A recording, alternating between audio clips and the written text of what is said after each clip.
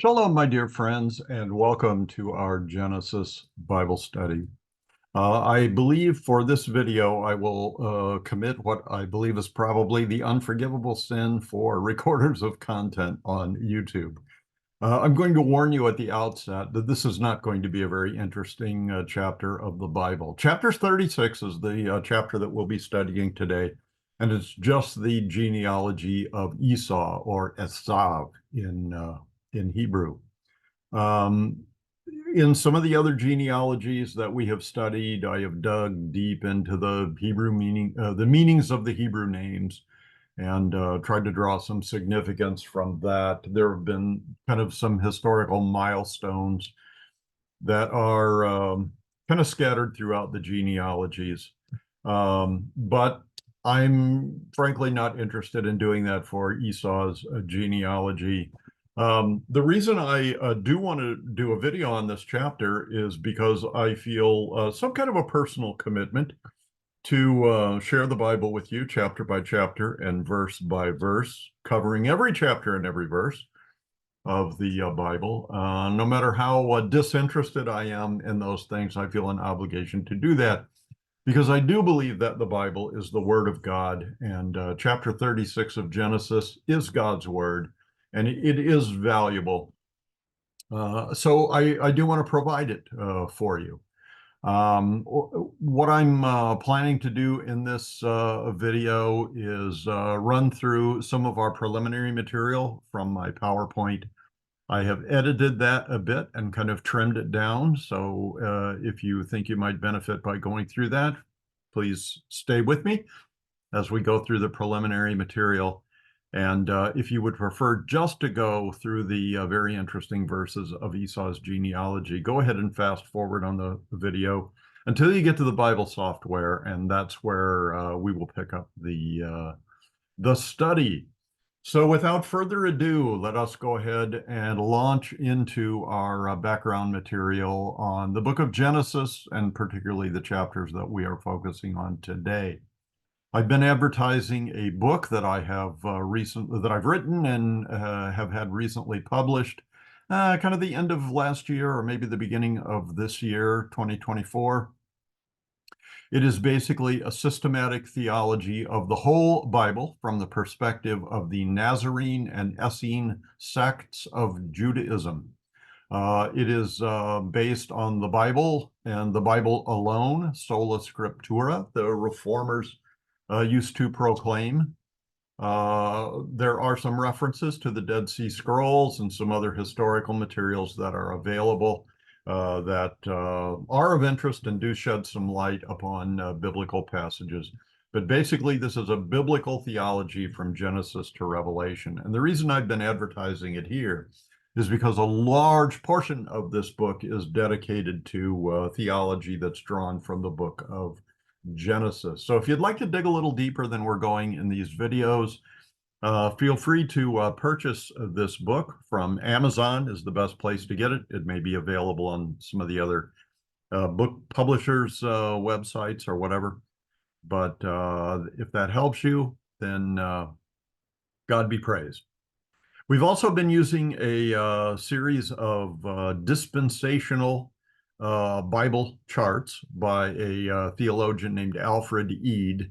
Dr. Eade passed away a while back, but his family is still running the publishing company through which you can gain the books of charts, and there's also Bible study material in those charts. I seem to be kind of a visual learner, so I like the charts, I like the pictures.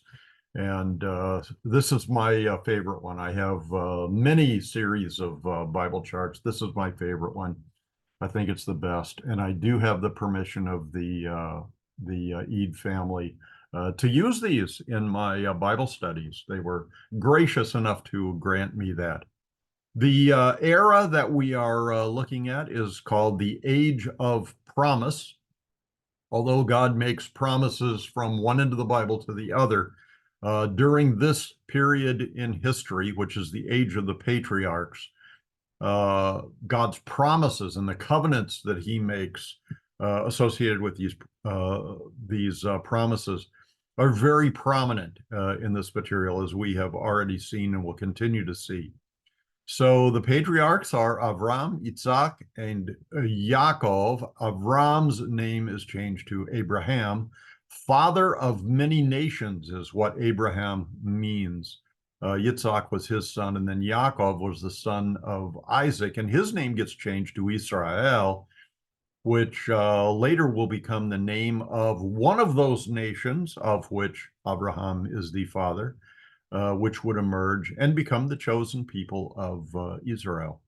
Then we have all of Yaakov's sons listed here. There was a daughter as well, Dinah, that is not listed here because she was not the patriarch of a tribe. So these are all of his sons. The red ribbon of redemption or salvation runs through all three generations of the patriarchs into the fourth generation through Yehuda or Judah. This is the nobility tribe from which the kings of Israel were drawn. David, although he was not the first king of Israel, Saul was of the tribe of Benjamin. Then David became king, and God made a covenant with David that it would be his descendants, David's descendants, that would sit on the throne of Israel. And the ultimate king of Israel would be Yeshua, Jesus, who was from the tribe of Judah. Levi is another prominent family or tribe in Israel, and they were the priests and the religious workers, the kind of assistants, the choir members, the administrators, the logistics people around the sacrificial system in the tabernacle and the temple. And then in the next chapter, we're going to focus in on Yosef, who, although he's not highlighted as a significant tribe, actually two tribes will be named for him, Ephraim and Manasseh, Ephraim and Manasseh. Those were the two sons of Joseph. And we will find in our studies that Joseph is kind of a type or a symbol of Yeshua himself. So we learn a lot about Yeshua from our studies of Yosef. And then, of course, the red ribbon runs down through Egypt, and the Exodus provides a prominent stage for the next really prominent biblical personage, and that is Moses. And of course, Aaron. Moses and Aaron were both from the tribe of Levi. Okay. We have had a map that we have looked at quite a bit because it illustrates the early travels of Abraham and Sarah when they were under the call of God. So we see that their travels took them throughout most of the Middle East. There are two Bible verses, Genesis 13 and Genesis 15, which define the boundaries of the promised land. Genesis 13 defines it by all of the territories where Abraham would walk, where his feet would touch the ground, and where his eyes would behold. That territory would be his. Genesis 15 defines it in more real estate terms. It will run from the river of Egypt, which is over here, the Nile, to the great river Euphrates on the north and eastern side of the promised land. So it's a huge parcel of ground that Israel has never completely occupied. Even to this day, there's a modern state of Israel, but it doesn't cover nearly all of that territory. I've got a little inset map here that shows Abraham and Sarah traveling to Egypt, to the Nile River, for a short spell during a time of famine. So it shows that their feet actually did walk upon Egypt around the Nile River. Okay, we have our genealogy of the family of Abraham that we've been looking at on a little larger scale. But today I've highlighted a few items here, and I've also included a map. This is not a map of the parcel of ground that is in focus in this chapter. This is much later, post-Exodus. But it does list the different territories, and I wanted to point those out to you. And the reason I'm doing this is because in one of the communications, one of the announcements of the Abrahamic covenant, um, God does change Avram's name to Abraham, defining the meaning of Abraham as being a father of many nations. And I just want to read through that text with you here. When Avram was 99 years old, the Lord appeared to Avram and said to him, I am Almighty God. That would be El Shaddai. He says, walk before me and be blameless, and I will make my covenant between me and you and will multiply you exceedingly. This is before Abraham and Sarah had any children. Ishmael came earlier, but not through Sarah. Sarah was not Ishmael's mother. Okay, verse 3, then Avram fell on his face, and God talked with him, saying, as for me, behold, my covenant is with you, and you shall be a father of many nations. The highlights on my chart and the arrows on my map are going to point to a few of those nations. He says, no longer will your name be called Abram, but your name shall be called Avraham. A hey or an H is added in, and it changes the meaning of his name from exalted father to father of many nations. God says, for I have made you a father of many nations. So the genealogy of Avram begins with his father, Terah. And he had three sons, Haran, who died before they left Ur of the Chaldeans, before they left the eastern territories.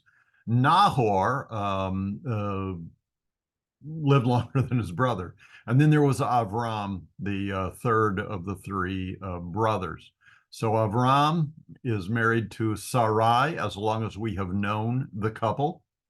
And their promised son is Isaac, and we've been studying Isaac.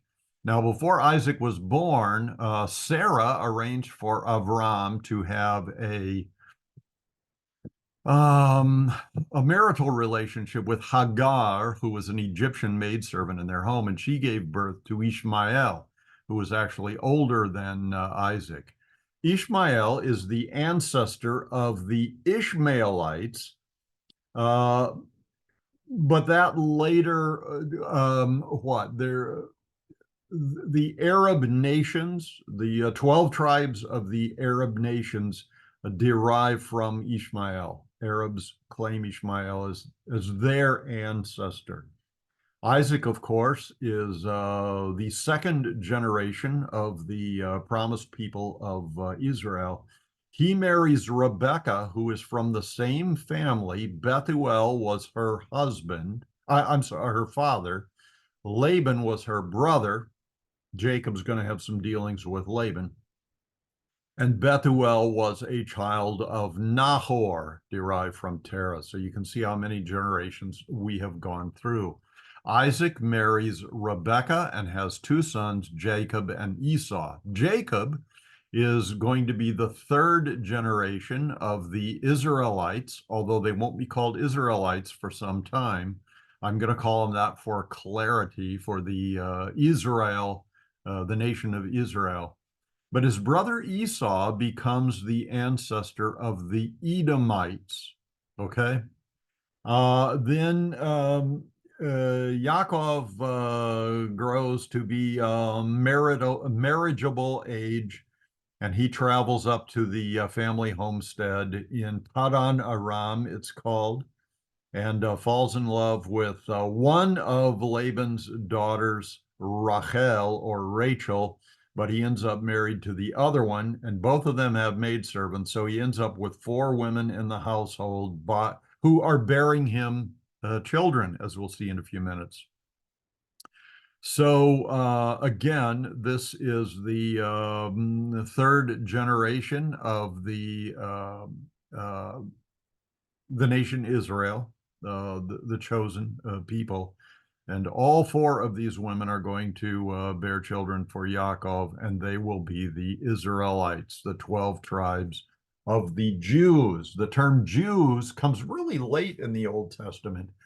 And and it's referring to the survivors of the tribe of Judah, one of the southern tribes the largest one, the tribe from which Yeshua the Messiah would come. So over on the map, my map is not big enough to show where the Ishmaelites are, but they are down south of Edom. So if you think down south and going west to the Red Sea and then east to who knows how far. I mean, there's a big desert out in this region, but it may run all the way to like the Euphrates Gulf, the Persian Gulf, is the various tribes of the Aravim, the Arabs. So they're down south. Then we have Edom, which is the descendants of Esav, particularly around the Mount Seir area. Now, I've put two other tribes on here because these are the nations that were founded by Abraham's nephew Lot and his wife, who turned into a pillar of salt. But before that, she. Oh, I'm sorry. I've got the. No, I've got the right person here. Um, so Lot's wife has turned into a pillar of salt, and he's left with two daughters. But they may have thought they were the last people on the earth after Sodom and Gomorrah were destroyed.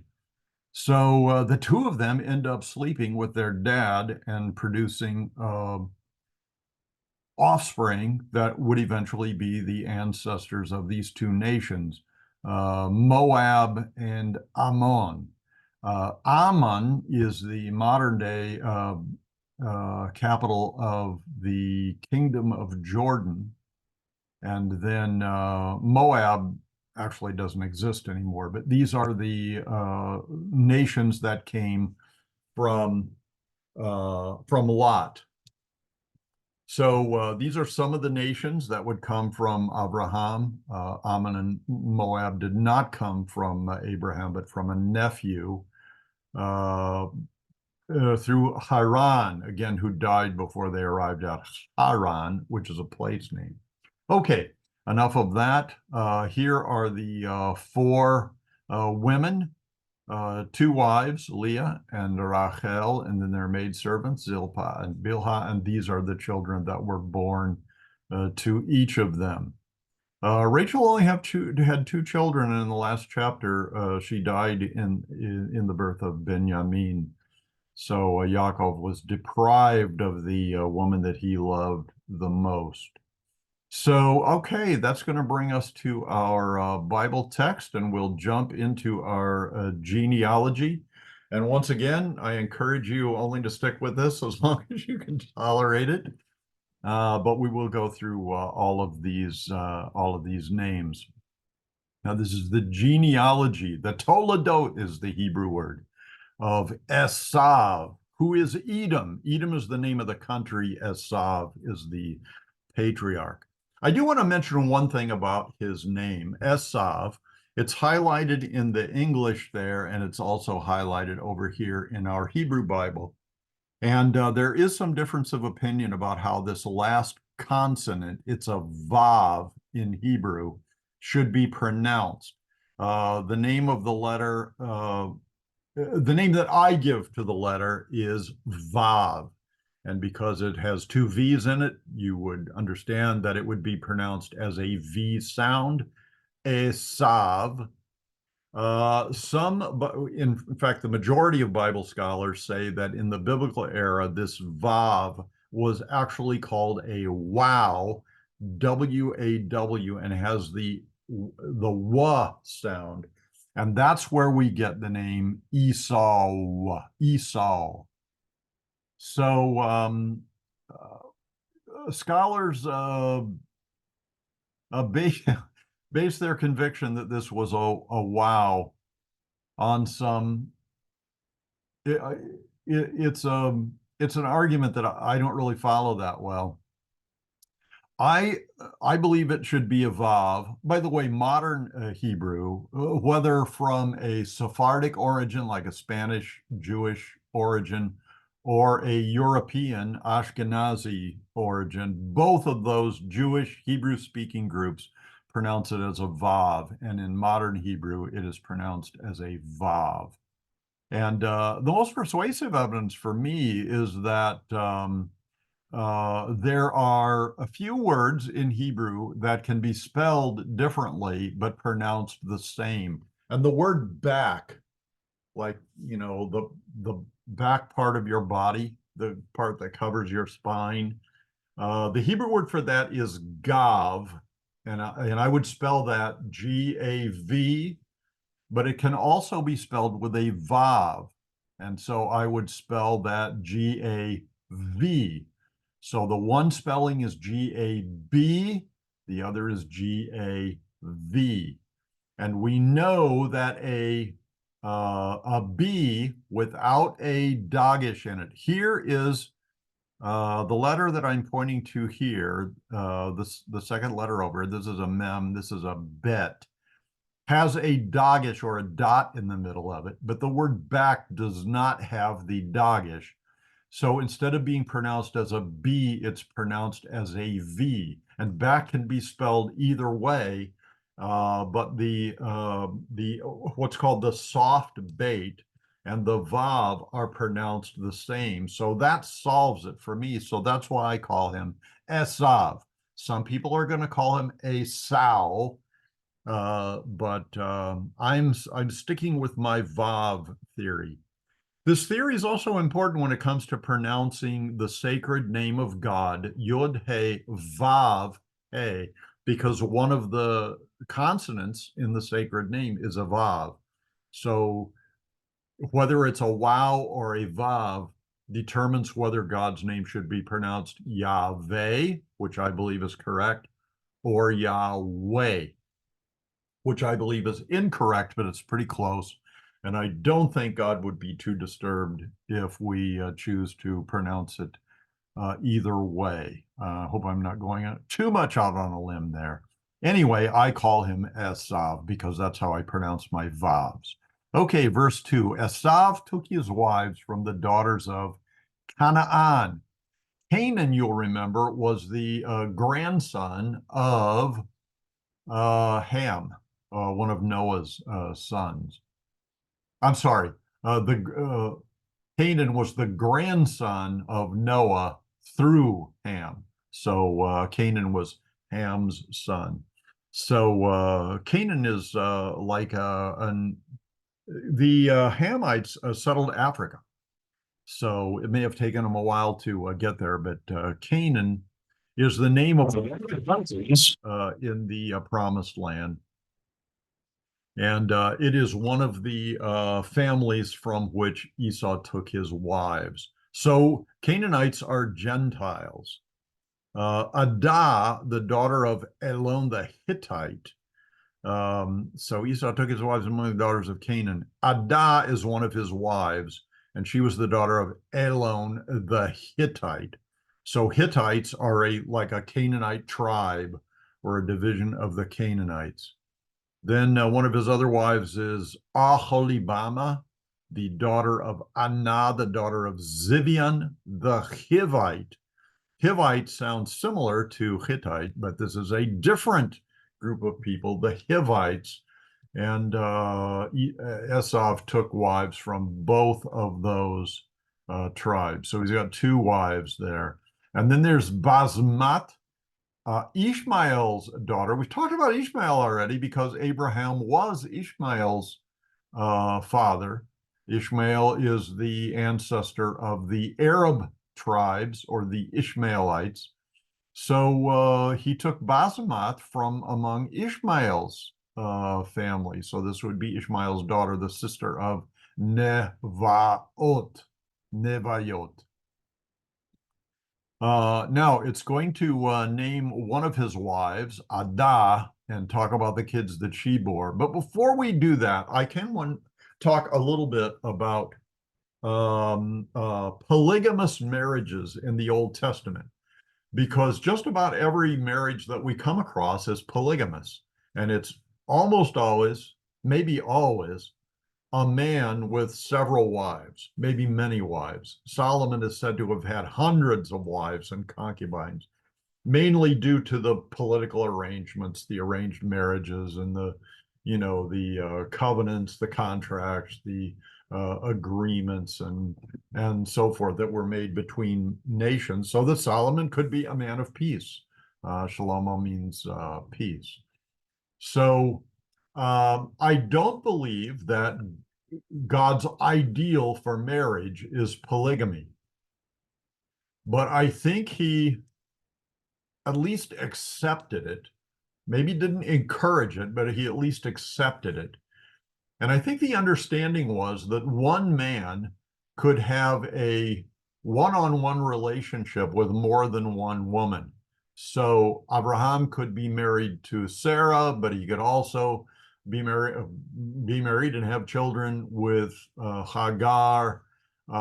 Jacob can be married to Rachel, but he also has a one-on-one relationship with Leah, and then the two maidservants, Bilhah and Zilpah. So this is something that I think God tolerated and permitted, but it wasn't his ideal.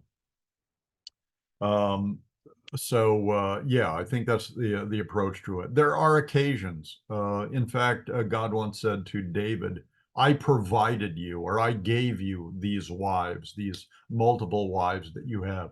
And yet you weren't satisfied with that. You took another man's wife. So what is considered adultery from an Old Testament point of view? It would be a man having a sexual union with a woman to which he wasn't married. He may be married to lots of women, but if he had a relationship with a woman to whom he was not married, that would be adultery. She would be committing adultery, and he would be too, because she was not his wife. So it's a complicated issue. Sometimes modern day Christians wonder why, if polygamy was permitted in the Old Testament, why is it not permitted to New Testament Christians? And the main reason is because in most countries of the world, polygamy is illegal in the civil law. And the Bible commands us to obey the civil authorities, which includes the civil laws. So we don't commit polygamy because it's illegal, not because it's necessarily immoral. However, in the New Testament documents, particularly in 1st and 2nd Timothy and the book of Titus, these are the pastoral epistles, the guidelines that God gives for leadership in the church. This is for leadership in the church, is that a leader in the church, either an overseer, a deacon, must be the husband of one wife. And some people say, well, that's one wife at a time, which permits him to remarry if his wife dies. Or, some people would extend that idea of one at a time as to whichever of his many wives he was sleeping with on that particular occasion. But I think the New Testament models more perfectly and more ideally what God had in mind. One man and one woman in a loving and committed relationship until death parts them. So Esav is just one man who has many wives. Adah bore him Eliphaz to Esav, and Basmat bore Reuel. So those are two sons that were born to him. And Aholivama bore Yeush, Ya'alam, and Korah. These were the sons of Esav who were born to him in the land of Canaan. And even though Esav lived in the land of Edom, it may not have developed into a nation yet, since he's the patriarch, the first father of the Edomites. Still, the whole region there was considered the land of Canaan.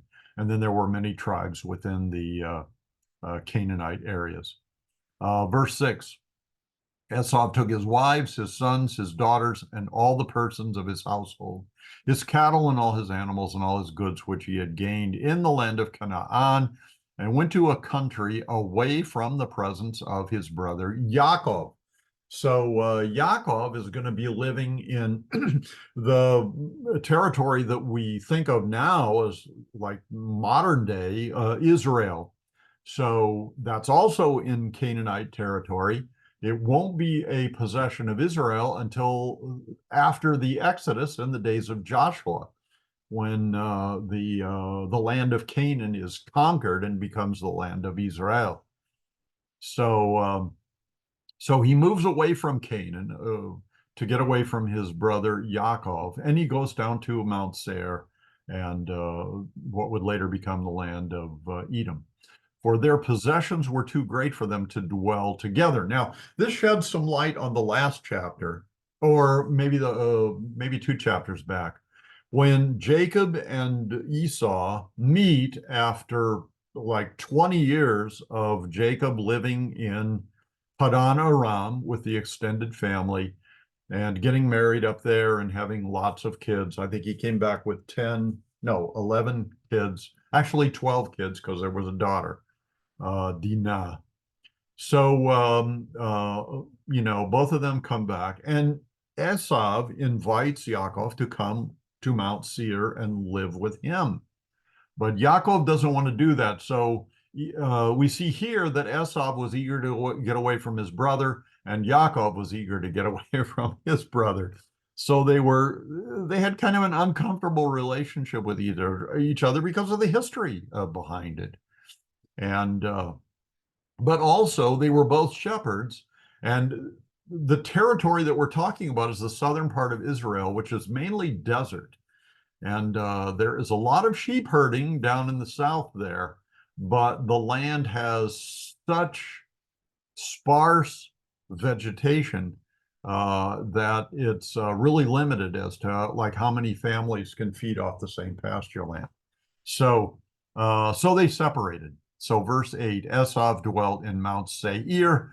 Esau is Edom. So in other words, Esau is the patriarch, the ancestor of Edom. Mount Seir we encountered maybe several chapters back. Seir is the Hebrew word for hair, and one of the characteristics of Esau is that he was a hairy man. So I think we're talking a lot about a lot of body hair and probably a lot of hair and beard and stuff like that. So being a hairy man was one of his characteristics. Being what we would call a ruddy man, kind of a red tinted skin. The Hebrew word for red is Adam. So this is just a variation of Adam. So the name of the country is Red. Yeah. And the name of the nation is Red also. So verse 9, this is the genealogy, the Toledot of Esau, the father of the Edomites. That would be the name of the people. Edom or Edom is the name of the country in Mount Seir, the hairy mountain. These were the names of Esau's sons: Eliphaz, the son of Adah, the wife of Esau, and Reuel, the son of Basmat, the wife of Esau. And the sons of Eliphaz. Now we're going to take the sons one by one and talk about their, like the next generation of sons. The sons of Eliphaz were Teman, Amar, Zepho, Gatam, and Kenaz. Now, Timnah was the concubine of Eliphaz.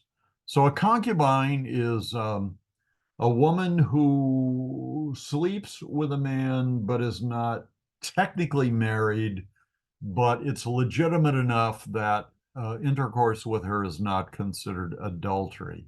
Kind of a fine line here, right? So Timnah, that's a woman's name, was concubine of Eliphaz, Esau's son, and she bore Amalek. The Amalekites are going to be another nation that would spring from Abraham through Esau and his sons. So she bore Amalek to Eliphaz. So Amalek and the Amalekites is another nation. These were the sons of Adah, Esav's wife. These were the sons of Reuel, Nachat, Zerah, Shammah, and Mizah. These were the sons of Basmat, Esav's wife. Okay, so the verse 14, these were the sons of Aholibama, Esav's wife, the daughter of Anah, the daughter of Zibeon. We've already encountered that family tree. And she bore to Esav Yeush, Ya'alam, and Korah. These were the chiefs of the sons of Esav. Now, the word chiefs, that's a good English word to translate the Hebrew. The Hebrew is alufei, alufei. It comes from the Hebrew root aleph, aleph, lamed, pei, and that is the word, it is the name of the first letter of the alphabet. So right here, where I have my marker, that's the first letter of the alphabet, aleph. It is also, so it's the name of the letter. It's also the name for an ox, and the letter aleph is supposed to look like an ox head. So here you have the head, and then you got the two horns pointing off of it. So it's an ox head, and an ox is called an aleph. Aleph is also the Hebrew word for 1,000. Aleph would mean, which is the kind of the title that we've got here. So Aleph means the thousands of what? The Bnei Esav, the thousands of Esau's descendants. So Aleph is one of the Hebrew words, one of the Old Testament that's used to talk about patriarchs. So these are the leaders of tribes. These are the patriarchs of the Edomite people. So these were the chiefs, the Aleph of the Bnei Esav, the sons of Eliphaz, the firstborn son of Esav, were chief or aloof. Let me scroll down a little bit. Here's where we have aloof. It's like a title. So we have chief or aloof Teman, aloof Amar, aloof Zepho, and aloof Kenaz. Then we have in verse 16, aloof Korach, aloof Gatan, aloof Amalek. These were the Alephei Eliphaz. So these are grandchildren. Eliphaz is the son, and the ones we just named there are the grandsons, or the Alephei Eliphaz. So Eliphaz gave birth to these Alephs, and they started their own branch of the family tree in the land of Edom. They were the sons of Adah, Esav's wife. These were the sons of Reuel, Esav's son. Aleph, Nachat, Aleph, Zerah, Aleph, Shammah, Aleph, Mizah. These were the Alephei of Reuel in the land of Edom. These were the sons of Basmat, Esav's wife. And verse 18, these were the sons of Aholibama, Esav's wife. Aleph Yeush, Aleph Ya'alam, Aleph Korach. These were the Alephei. And then it says who descended from, but the words who descended are not in the Hebrew text, but they're added by the translators to make it make sense. And it does. So it's a good English translation, but just The reason that this version of the Bible puts that in italics is so you'll know there's not a Hebrew word for who descended. With the other Alufe that we talked about so far, it just said Aluf. Um, it listed the husband's name. Aholibama is a woman's name. So from Aholibama, Esav's wife. So yeah, she was the mom of all these Alufe. And she was the daughter of Anah. These were the sons of Esav, who is Edom, and these were their Alephe, their leaders of thousands.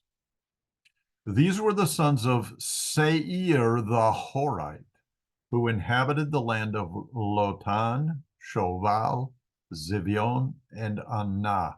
And I have no idea where these places are. But the interesting thing here is that it says Seir the Horite. Now, that's interesting because Esav lived on Mount Seir. Now, here's this guy's name, Seir, and it's spelled exactly the same as it is in the name of the mountain. So was the mountain named for Seir the Horite, who may or may not have been a hairy guy? Or was the mountain named after Esav because he was a hairy guy? And the answer is, I do not know. I don't know where these places are. I don't know who Seir the Horite is, but that's just a little bit interesting, and I'm really digging deep for some interest. Verse 21, Dishon, Ezer, Dishan. These were the Alephe of the Horites, which would be another nation that sprang from this guy, Seir, the sons of Seir in the land of Edom.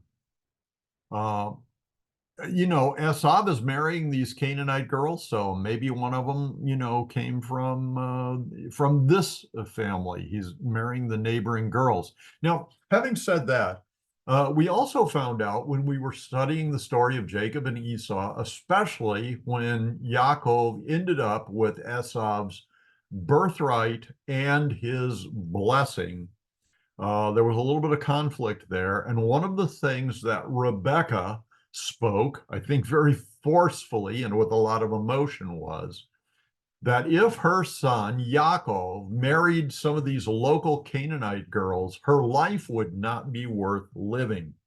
So she made sure that Yaakov drew his wives from the chosen family, the descendants of Terah and Nahor, Haran, and Avram. Okay? So Esav is marrying all these Canaanite girls and making his mother very upset. Okay. These were the sons of Shoval, Alvan, Manahat, Eval, Shepho, and Onam. These were the sons of Zibion, both Ayala and Anna. Since we're spending so much time talking about these Hebrew names, let me give you a little clue as to how to make it a little easier to pronounce Hebrew names.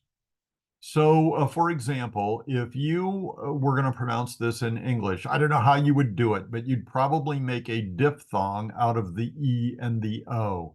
But there are no diphthongs in Hebrew, so you pronounce every vowel. And when you come to the letter I, like in Zivion, it's pronounced like a long E, or like a long I, like a long E. It's like, so, okay. One other letter that is pronounced a little bit differently in Hebrew is the R. The R is pronounced at the back of the throat, so it's not like in English, but it's ra. It's ra, and it comes from the back of the throat. So R's are pronounced that way. So if you were going to say the word sister, the English word sister in Hebrew, it would be sister, sister. And then you just pronounce every vowel separately. Ziveon, ziveon. There is also no J in Hebrew. There's no debate about that. There's no J sound in Hebrew. There is a G sound, but it's a little bit different. It's a G sound rather than a J sound. Whenever you see a J in a Hebrew word like Jehovah, which actually is not a name of God, but it's got a J sound, or Jesus, which is not his Hebrew name, that is probably a Y sound or a yod. So if you see a J, it would be a-iya, a-iya, not a-ya, or not aja. It looks like aja in English, but it's a-iya. So here it is in Hebrew, a-ya, a-ya, the ya sound, ya. Now, the end of this, the ya part of it, may be a shortened form of Yahweh, the sacred name of God, or maybe not, since these are Canaanites. So this was the Anah who found the water in the wilderness as he pastured the donkeys of his father Zivion. This is a story I know nothing about, but it's thrown in here because the readers of the Bible in those days were probably very familiar with that story. These were the children, the Yaldei, the children of Anah, Dishon, and Oholibama, the daughter of Anah. These were the sons of Dishon, Chemda, Eshvan, Itran, and Haran. Hear the R sound in there? Haran. These were the sons of Ezer, Bilhan, Zaavan, and Achan. So here we have two A's together, which would be like impossible to pronounce in English, but in Hebrew it sounds fine. Zaavan. Lots of A's in that word. These were the sons of Dishan, Utz, and Aran. So the Z here, it technically should not be pronounced ooze, but Utz. This is a tzade, and there's no tzade sound in English, so this turns out to be Utz and Aran. These were the Alephe, the chiefs of the Horites, or the Hori in Hebrew. Aleph Lotan, Aleph Shoval, Aleph Zivion, and Aleph Anah. So you may have noticed that when I pronounce this, I pronounce it Zivion with a V sound instead of a B sound like Zibion, because the B or the bet sound is only pronounced with a hard B sound when there's a dogish in it, and there is not. There's no dogish. So this is not zib, it is ziv. Ziv with a long E sound. Ziv yon. Zivion. And Chief Allah. Then we've got Aleph Dishon, Aleph Etzer, Aleph Dishan. These were the chiefs of the Hori, or the Horites, according to their Alephe, Ba'eretz, in the land of Seir, the hairy mountain.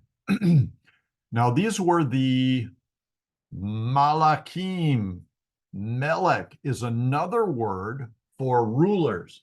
So in these early generations, it talks about like the leaders of thousands, the Alephe. But as the nations grew and the tribes got larger and larger and kind of acquired nation status, nations are usually ruled by kings. by a melech in the singular or a malachim in the plural. So they by verse 31, they become a nation and they are ruled by a melech. These were the malachim who reigned in the Eretz Edom, in the land of Edom, before any melech reigned over the Bnei, the children of Israel. So because Esav was the older brother and had a head start and was maybe more fertile than Jacob and all his wives, they grew to nationhood before Jacob and the Israelites were able to. So they had a king first. And actually, Israel will go for many generations without having a king because God had a particular king in mind named David or David. And he wanted to allow time for David to be born and to grow to adulthood so he could be a king. The Israelites got out ahead of God and demanded to have a king before God was ready. So they got Saul, a Benjamite, Shaul, the Binyami, and he was the first king. Started out a pretty good regime, but then later became pretty immoral and was kind of overcome by spiritual warfare. And kind of a sad story with Saul and his sons. So, verse 32, Bela ben Beor. Now, we've got some commentary over here. I want to take a quick look and see if it has anything about Bela ben Beor. I lost my place. There we are. Verse 32, Bela ben Beor. Beor is it has something to do with a Moabite king who later in the days of the Exodus, not the same one, but I mean like from this family, the family of Beor, will be like a kingly family, and the story of Balaam. Balak was the king. Balak ben Beor, I believe, was the name of the Moabite king who hired Balaam to curse the Israelites, and he ended up, all he could do was bless them. So Bela ben Beor. So Beor will play a role in future biblical history. He reigned in Edom, and the name of his city was Dinhava. One thing I forgot to mention was the reason why sometimes the bait has a dogish in it or a dot and is pronounced B, and sometimes because it has no dogish and is pronounced as a V, depends on where the syllable breakdown is. So usually if the B starts a syllable, it will have the dogish and it will be pronounced as a B. If it doesn't have the dogish, it is probably not the beginning of a syllable, certainly not a emphasized one, and is pronounced as a V. Going a little too deeply there, sorry about that. Okay, verse 33. And when Bela died, Yovav ben Zerah of Bozrah reigned in his place. Now let's look at Yovav. Here illustrated in the yellow letters over here, we have Yod, Vav, Vav. I'm sorry. Yod, Vav, Vet, Vet. He is without a dogish. And that's because like if the name had begun with a B sound, then it would be like Bovav, and it would have a dogish and it would be pronounced as a V. But since this comes kind of at the end of syllables, actually this could be have a dogish in it. I'm not sure why it doesn't. Yovav is the emphasized syllable, so I would say Yobav, would be good. But his name was Yovav, so there we are. Ben Zerah of Bozrah, and he reigned in his place. Now, Bozrah is an interesting place, and the B has a dagish, so it's pronounced with a B. Bozrah, Bozrah. Another name for this on certain biblical maps that you'll find is Petra, the city of Petra. Now, most people have never heard of Petra, but if you have seen the Indiana Jones movie about what was it, the Temple of Doom, I believe, where they ride horses down into this red stone canyon, and they find a temple there, and the whatever it was they were looking for, was that the Holy Grail?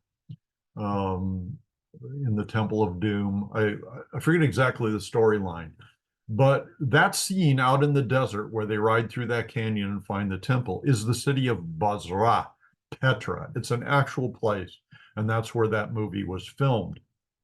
So that is probably the city of Bozrah or Petra. Petra is a Greek term, and I don't really know what Bozrah means in Hebrew. It's just the name of the place here. But so its claim to fame to date is that it appeared in the Indiana Jones movie. But in the prophetic future, when the Antichrist begins his rule and kind of takeover of the Holy Land, Yeshua, Jesus, left instructions for his followers in those days not to hang around for the abomination of desolation, but to head east across the Jordan River to the mountains of it would be Moab and Edom. And I think Bozrah is in Edom. So Bozrah is the place where the Christians are going to flee the Antichrist, and they will be held under God's protection there until, the time of the Battle of Armageddon. So when Yeshua returns, he will go first to Bozrah, to Petra, and defeat the enemies of the Antichrist there. Then he will come to the Mount of Olives and defeat the enemies of Israel who are about to pounce on Jerusalem. So that is so Bozrah will be the place where the future Jewish believers will flee. Like the 144,000 will. Actually, they get raptured out. So anyway, those who believe in Yeshua will heed his words and flee to Bozrah and be protected there. Now, oftentimes in biblical prophecy, there is what is called a rectilinear type of prophecy where an event is predicted before it happens, then it happens in the future, and that prophecy is fulfilled, and that's kind of the end of it. Prediction, fulfillment. That's rectilinear. But there's also a way that prophecy is fulfilled in pattern. In Luke 21, Yeshua is giving a prophetic teaching very similar to the Olivet Discourse or the teaching that he gives to his disciples on the Mount of Olives. But this teaching happens earlier in the temple courts. And Yeshua is talking about the coming conquest of Jerusalem. And he says, when you see Roman troops surrounding the city of Jerusalem, leave Jerusalem, travel east, cross the Jordan River to the mountains east of the Jordan River. Not Petra, not Bozrah, but they went to Pella. So the believers in Yeshua fled Jerusalem, went to Pella, stayed there until the total destruction of Jerusalem. And millions of Jews were slaughtered in the conquest of Israel and Jerusalem. But the Christians, the believers in Yeshua, were safe in Pella. And according to Josephus, not one Christian died during all that war between Rome and the Jews in Israel. And that's one of the reasons that the Pharisees and the Sadducees hated the Nazarenes, the believers in Yeshua, because they didn't stay and fight and get slaughtered like the Jews did. So why did they go to Pele? Not because they were cowards, not because they were unpatriotic, but because Yeshua had told them to do that. And they were obedient and they were delivered during a horrible time of conquest and slaughter. So Basra is significant prophetically. If you get a chance, look it up on the map. It may be on the map that I went through in the preliminaries. Verse 34, when Yovav died, Husham of the land of the Temanites reigned in his place. I'm not sure exactly where the Temanites were located. This is another kind of a nation, a Canaanite nation, but I'm not sure where they were located. They are not descendants of Abraham, Isaac, and Yaakov. And when Husham died, Hadad ben Bedad, who attacked Midian in the field of Moab, reigned in his place. And the name of his city was Avit. When Hadad died, Samlah of Masrecha reigned in his place. And when Samlah died, Shaul of Rehoboth by the river, the Nahar, he reigned in his place. A lot of people in the Bible are named Shaul, Saul. The first king of Israel is of the tribe of Benjamin. What was his father's name? Shaul ben, was it Cush? Shaul ben Cush. Of course, he died. He lived at the time of David and he died. Then we have the apostle Shaul. Shaul the apostle. His name was Saul. Also, Paulos, or what is Paul? Paulos. In a lot of the Messianic Bibles, the apostle Paul is called Shaul throughout. And the Hebrew name is used because I guess there's some sense that the two names are equivalent, and they're not. Shaul is a Hebrew word that means asked, probably asked of God. Maybe his mother prayed for him and then named him Shaul because her ask was answered. The other name, Paulos, is it's a Greek name, but it means like a small person, a person of small stature. So lots of Shauls in the Bible. This is a different one, a descendant of Esav. So when Samlah died, Shaul of Rehoboth by the river reigned in his place. When Shaul died, Baal Hanan, it's just a hyphenated, it's one person name, Ben Achbor. Ben is the Hebrew for son of Achbor, reigned in his place. And when when Baal Hanan, the son of Achbor, died, Hadar reigned in his place. And the name of his city was Pau. Pau. Pau.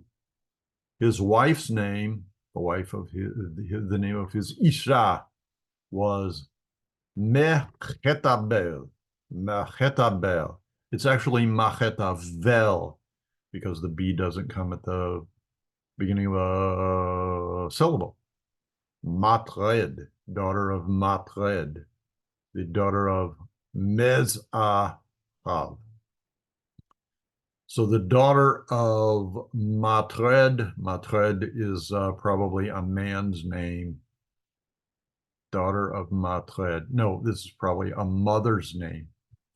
So Metavel, her mom's name was Matred.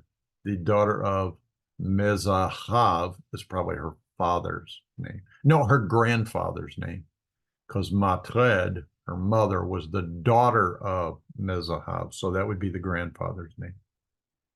Okay, and these were the names of the Alephe Esav, according to their families and their places, by their names, Aleph Temna, Aleph Alva, Aleph Yetret.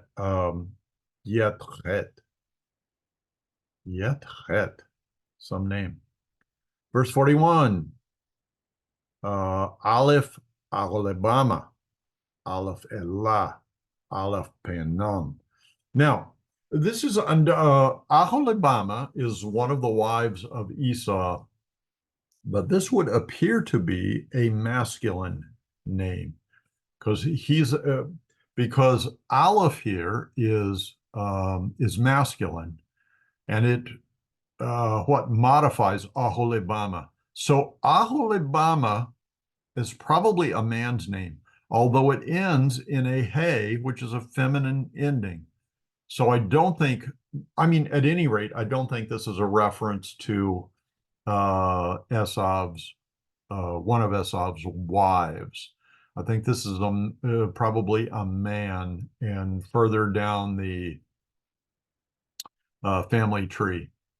So, I mean, there are some names. I mean, I am totally unfamiliar with this name or what it means, but there are a lot of names that can be a boy's name or a girl's name, and maybe Aholibama is one of them.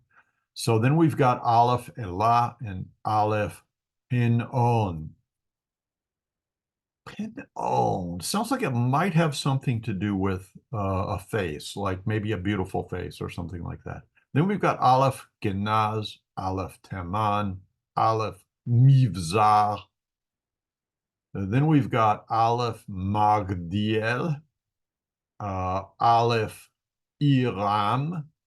These were the Alephe Edom, according to their dwelling places in their land of their possession.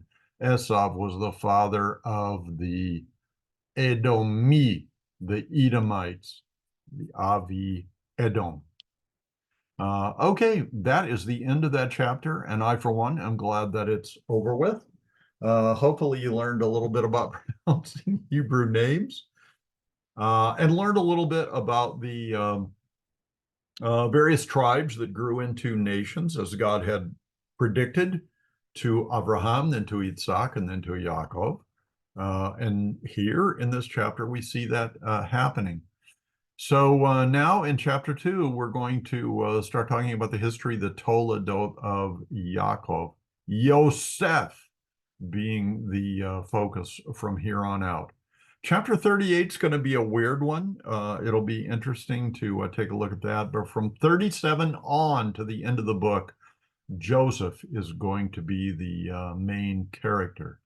Let me go ahead and give you a blessing. I think we will draw one from the New Testament. The grace of our Lord Jesus Christ, Yeshua the Messiah, the love of God, and the communion of Ruach HaKodesh, the Holy Spirit, be with you all. So peace be with you, and I hope you'll join us for our next video, which will be chapter 37.